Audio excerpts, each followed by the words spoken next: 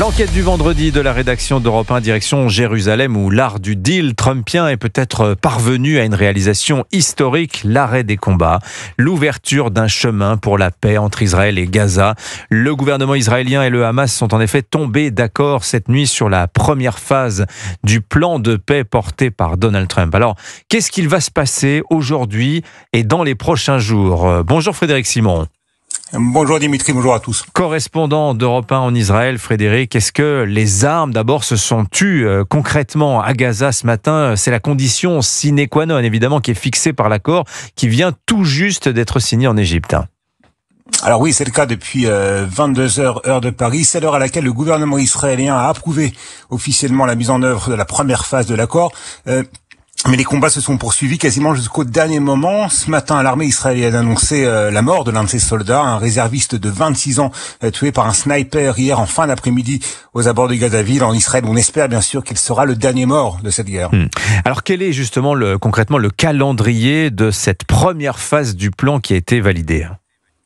Alors, la première étape, c'est celle du redéploiement des troupes. Il a déjà débuté et il devrait être achevé au cours de la soirée. Mais il faut bien comprendre que c'est un premier redéploiement. Ce n'est pas un retrait total de la bande de Gaza. Tsahal restera présente, à ce stade en tout cas, sur la plus grande part du territoire gazaoui. D'autres retraits sont prévus. Mais l'étape la plus attendue de cette première phase de l'accord, bien évidemment, c'est celle de la libération des otages. Alors justement, comment ça va se passer cette libération en Israël? Il n'y a pas que des bons souvenirs des précédentes libérations. Ça va être la quatrième, si je ne m'abuse, Frédéric.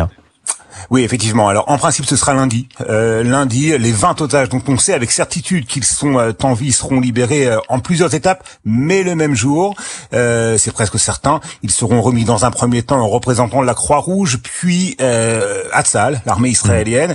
Enfin, ce sera le retour à Israël et à la liberté après plus de 2 ans de captivité dans des conditions effroyables. Bien évidemment, la question qu'on se pose, c'est dans quel état physique et psychologique on les retrouvera. Oui.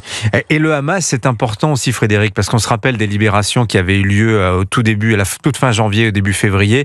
Il y avait eu cette mise en scène morbide d'otages qu'on faisait monter sur scène, à qui on remettait une espèce de diplôme. Ça avait beaucoup choqué les Israéliens. Et le Hamas s'est engagé à ne pas reproduire cela. Oui, en principe, effectivement, un engagement formel du Hamas à éviter ce genre de mise en scène cynique. C'était une condition imposée, bien évidemment, par les négociateurs israéliens. En principe, on peut l'espérer, en tout cas, elle sera respectée.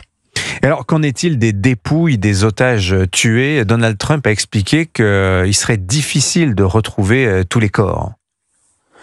Oui, le Hamas s'engage en principe à remettre les dépouilles mortelles des otages morts en détention. Il s'agit de 28 personnes.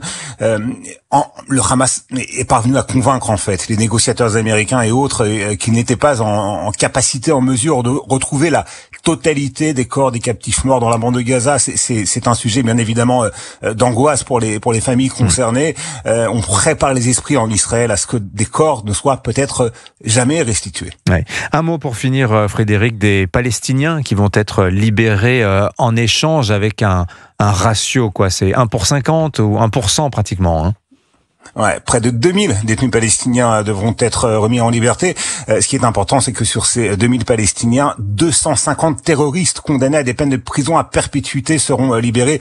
Ce sera difficile pour les Israéliens d'assister à ces libérations, même si les négociateurs israéliens sont parvenus à imposer qu'un certain nombre de gros bonnets du terrorisme ne soient pas libérés et que les terroristes qui avaient pris part directement au massacre du 7 octobre ne soient pas libérés eux non plus. Merci Frédéric Simon, le correspondant d'Europe 1 en Israël, qui suit pour nous, l'avancée de cette première étape de ce plan de paix. On annonce Donald Trump dans la région au Proche-Orient, en Israël, peut-être même dès ce week-end. Merci beaucoup Frédéric, on vous retrouve très vite sur l'antenne d'Europe 1. Il est 8h moins le quart.